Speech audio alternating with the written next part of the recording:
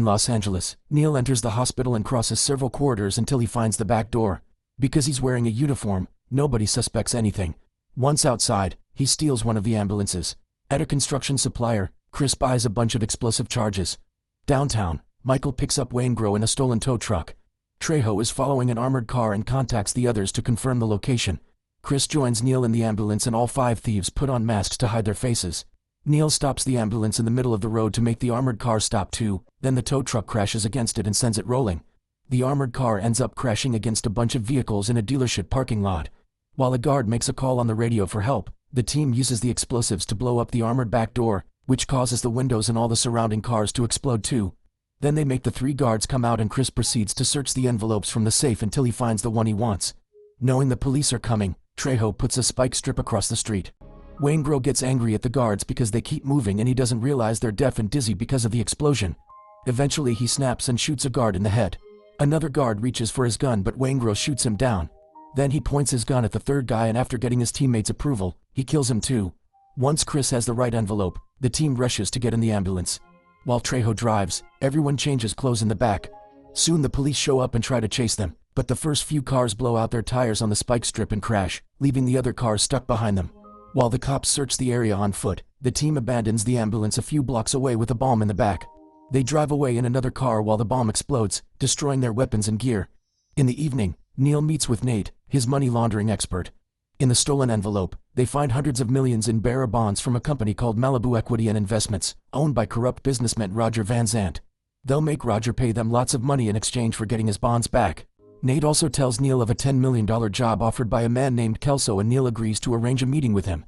Meanwhile, Detective Vincent arrives at the scene of the heist and joins his team to search for clues. They've already found all the vehicles on their system and know the places they were stolen from, but there are no other leads.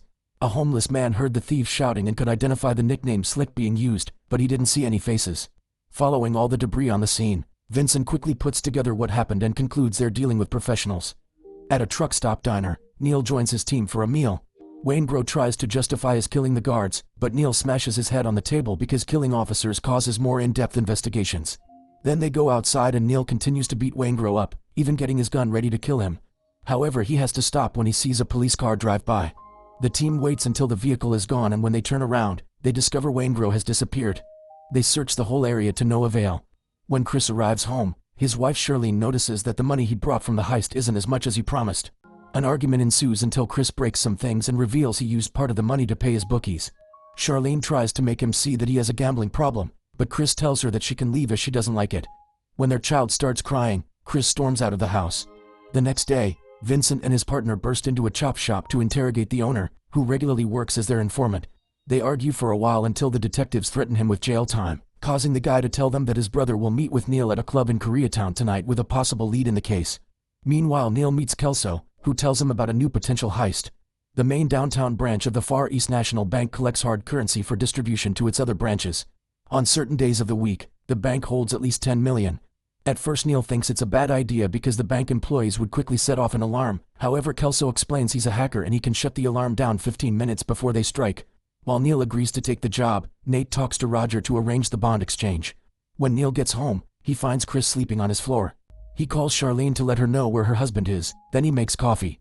Chris shares what's happening in his home life and Neil wonders if Charlene may be cheating on him, but Chris denies it. Then Neil tells him about the incoming jobs. Later, Neil calls Roger from a payphone to confirm a meeting at a drive-in movie theater. While looking around, he notices Charlene leaving a motel room with another man. Furious, he bursts into the room and confronts Charlene, violently cornering her against the wall. Charlene swears she was just making business, but Neil doesn't believe her and tells her to give Chris one last chance because their next job will fix things. If Chris fails her again after that, then Neil will punish him himself. In Koreatown, Vincent visits the club his informant told him about and meets the brother, who tells him that he was incarcerated with a man who pulls off large heists and was seen on the street recently. Vincent is about to leave because he isn't getting useful information, but the informant reveals that the guy's nickname was Slick. Vincent keeps pressing him until he learns the name Michael and immediately calls his squad, who find Michael's file in the system. They all agree to set up extensive surveillance. At the empty drive-in theater, Neil meets with Roger's drop man and they begin the exchange while they stay in their cars. However, there's a second guy slowly sneaking around that gets close enough to the window to try to shoot Neil. Thankfully, Chris has been hiding nearby all along for situations like this and warns Neil through his headset. Neil sees the assassin in the mirror and drives the car in reverse, which crushes the man's leg. As Neil drives away, Chris opens fire, so the drop man also speeds up and leaves his partner behind. The assassin tries opening fire at Neil's vehicle, but both Neil and Chris start shooting at him at the same time and Neil ends up running over him with the car. The driver almost escapes the theater, but he's shot down by Michael. Afterward, Neil checks the payment envelope and finds scrap paper instead of money. He calls Roger to cancel the deal and swears to kill him. That night, Neil and his friends have dinner together with their wives and kids, unaware that the police are watching them. They recognize Chris and Michael from other cases, but not Neil. Meanwhile, Wainbro is at a motel with a working lady. After she finishes her services, he reveals he's the infamous serial killer who goes after night workers and quickly kills her. Moments later, the police are investigating the crime scene and Vincent has to stop the victim's mother from coming too close to the body. The lady has a breakdown and Vincent comforts her the best he can. A few nights later, Vincent and his men hide in a van near a precious metals repository, where Michael deactivates the alarm system by climbing the utility pole. While Neil stands guard, Chris breaks the lock and goes inside to find the safe. He then uses special tools to try to break it open. When one of the cops puts down his rifle against the van wall, Neil hears the noise and immediately rushes into the building to announce they're leaving. The trio goes away without stealing anything and Vincent tells his men not to arrest them.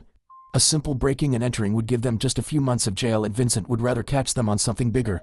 The next day, Vincent and his men find Charlene's lover and interrogate him for information. Meanwhile, Neil tells the team that the police must have bugged their phones and thinks they should lie low for a while.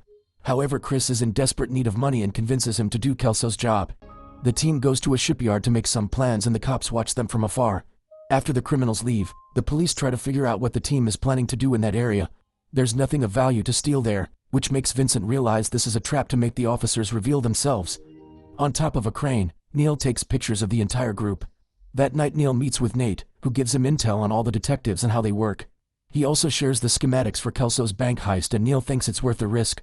Meanwhile, Vincent gets on the surveillance helicopter that is trailing Neil. After flying for a while, he finally finds him and leaves the chopper to get in a car instead. Vincent chases after Neil, who pulls over to look less suspicious. To Neil's shock, Vincent tells him they should have coffee and asks him to follow him. Minutes later, both men are at a diner discussing how their private lives suffer because of their jobs. Suddenly, Vincent says he doesn't like killing, but he will kill Neil to stop him from killing an innocent. In return, Neil says he won't hesitate to shoot him either. The next day, Vincent arrives at the station and is furious to learn that Neil and his team have managed to disappear without the surveillance team noticing. It turns out the thieves are working at the bank's parking lot, where they're getting things ready for the heist. At the same time, Wainbro shows up at Roger's office to offer a deal. Later, Neil takes Chris and Michael to a diner where he recognizes Donald, an old prison friend of his who is working in the kitchen while on parole. At that moment, they get a call from Trejo, who informs them that the police are following him so he won't be able to join them for the heist. Neil decides to approach Donald and offer him Trejo's job, which Donald immediately takes. On his way out, Donald pushes his boss to the ground for treating him like trash. Afterward, Neil, Michael, and Chris enter the bank through different doors. Once there in the correct positions, Chris begins beating up a guard and ties him up while his friends threaten everyone with weapons to keep them down, disarming the rest of the guards in the process. Neil assures all the hostages that they won't lose a dime because it's insured by the government, so as long as they don't move, nobody gets hurt. Then Neil punches a manager and gets his key, which they use to access the safe and fill their bags with cash. At the police station, the detectives receive information from one of their criminal informants and learn about the bank heist. Vincent and his men immediately take off. At the bank, Michael comes out first and gets in the car with Donald. Next, Chris and Neil come out and they're seen by the police when they arrive. Neil gets in the car first, but Chris stops at the door because he sees the detectives across the street and he opens fire. Civilians panic and begin running away while the cops open fire. Michael also starts shooting through the window and the stray bullets are causing damage all over the place. Soon a bullet hits a cop in the neck, instantly killing him even though he's wearing a bulletproof vest. Vincent rushes to check on his friend and Chris uses the chance to get in the car so Donald can finally take off. All the windows in the vehicle explode because the shootout continues as the officers chase after the criminals on foot. The team doesn't hesitate to shoot back, but Donald is having trouble driving because a bullet destroys 2 of the tires. In all the chaos, Donald ends up getting shot in the head and the car crashes into a parked vehicle. Neil, Michael, and Chris have no choice but to get out and they find the police blocking the road. The shootout goes on and several more cops are killed, not to mention all the cars that are destroyed in the process. The criminals keep on advancing while they fire their weapons, always trying to find cover while looking for a way out. Michael manages to bring down another detective and ends up separated from his friends. Chris reaches the roadblock first, but since he's keeping his eyes on it, he doesn't see the cop sneaking to his left and gets shot in the shoulder. After Neil kills a few more cops, the fight finally ends. Neil rushes to Chris's side and helps him stand up so they can run together to a grocery store's parking lot. A few surviving officers come after them, so Neil keeps shooting at them, killing more cops while the civilians scream in horror. Vincent tries his best to guide the panicking people away from the fire so they won't get hurt. Since the police are busy handling the civilians, Neil manages to get Chris in a car and they drive away. Meanwhile, two detectives are going after Michael, who scares a lot of people in a restaurant before crossing a fountain. The chaos causes a kid to be left behind and Michael grabs him for protection. However, Vincent appears behind him and waits for the right moment to open fire, killing Michael with a single bullet to the head. Then Vincent takes the kid back to his mother. When the heist appears on the news, Donald's girlfriend learns of his death and Charlene realizes her husband is in more trouble. In the meantime, Neil has taken Chris to a doctor friend, who removes the bullet and gives him lots of medicine. Chris has a fractured clavicle, but Neil refuses to leave him resting for long. After exchanging his dirty clothes for the doctor's clean ones, Neil tells Chris that Nate will pick him up and keep him hidden until it's time to leave town. First, he needs to find an alternate escape plan because he thinks Trejo has been giving information to the police. Chris announces he's not leaving without Charlene, but Neil explains he'll have to do it because she's a risk. At the same time, Charlene is calling her lover to ask him to take her and her baby away.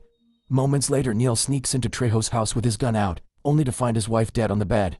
He continues to search the place and discovers his friend bleeding on the floor. It turns out Waingro and Roger forced him to talk to the police by threatening to hurt his wife. When Neil tells him they killed her anyway, Trejo asks for mercy and Neil shoots him before leaving. On his way out, Neil calls Nate to confirm Chris is fine and get Roger's address. Meanwhile, Vincent and his team shoot the door of an apartment and storm inside to grab a guy by his face. Vincent throws him through the balcony before grabbing him by the hair, revealing this is the man who called the station with the heist intel. A furious Vincent yells at him as he demands to know where he got the information and learns it was from Waingro. Back to Neil, he sneaks into the backyard of Roger's house and sees him watching TV. Then he throws a chair at the window to get inside. Pointing his gun at Roger, he asks where Waingro is, but Roger says he doesn't know. Neil responds by shooting him multiple times.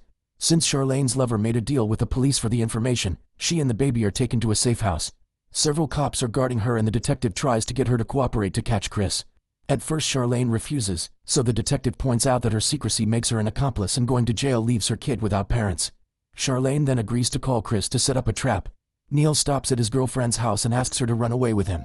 She realizes he's one of the criminals from the heist and runs out of the house, so Neil goes after her and hugs her, promising everything will be fine. In the morning, he gives her some money and sends her to a safe house, but she refuses to kiss him before she leaves. Afterward, Neil visits Nate to get fake passports, credit cards, and plane tickets. When Neil asks about Chris, Nate reveals he left to find his wife. Inspired by this, Neil goes to check on his girlfriend again and gives a speech about loneliness before letting her choose between leaving alone or with him. His words convince her to run away with him. In the evening, Chris arrives at the address Charlene gave him on the phone and the cops make her meet him at the balcony. With just one hand gesture and a look, Charlene manages to tell him that this is a trap, so Chris quickly turns around and pretends he's asking the neighbors for directions before leaving. Charlene goes back inside and tells the cops that the man wasn't Chris, but they don't believe her. A police car blocks the street and asks Chris for an ID, so he gives them a fake one. They fall for it and let him go. A frustrated Vincent goes home and is shocked to find his stepdaughter unconscious in the tub. He immediately takes her out and bandages all her injuries as he realizes she tried to self-delete.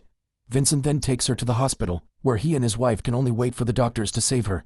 On the road, Neil is driving away with his girlfriend when suddenly he gets a call from Nate, who has found out where Waingro is hiding. After some hesitation, Neil turns the car around and drives to a hotel. He tells his girlfriend to wait in the car while he takes care of one last job. Then Neil enters the hotel through the back door and uses the employee's phone. By pretending he's room service, he gets the number of Waingro's room. After stealing a uniform, he crosses the lobby and safely takes the elevator. Once he reaches the floor he wants, he puts a trash can at the door to keep the elevator open and activates the fire alarm. He doesn't know that there are cops in the building expecting him and they see him on the cameras. They page Vincent and he's forced to leave his wife alone in the hospital to join the operation. While the hotel guests panic because they think there's a fire, Neil knocks on Waingro's door while keeping his face away from the peephole. Waingro opens the door just a bit to peek and Neil kicks it on his face.